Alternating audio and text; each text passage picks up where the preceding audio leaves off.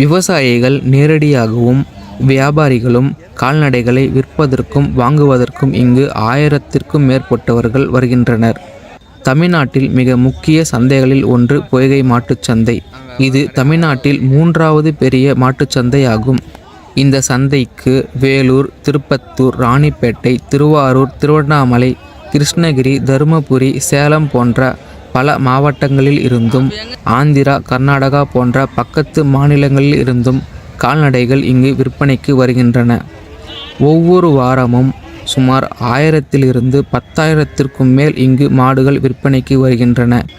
விலை சுமார் 1000ல் தொடங்கி லட்சத்திற்கும் மேல் விற்கப்படுகின்றன.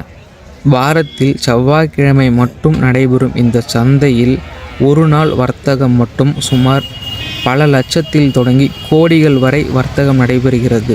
கால்நடைகளை விற்பதற்கு சிறு நுழைவு கட்டணமும் வசூலிக்கப்படுகிறது.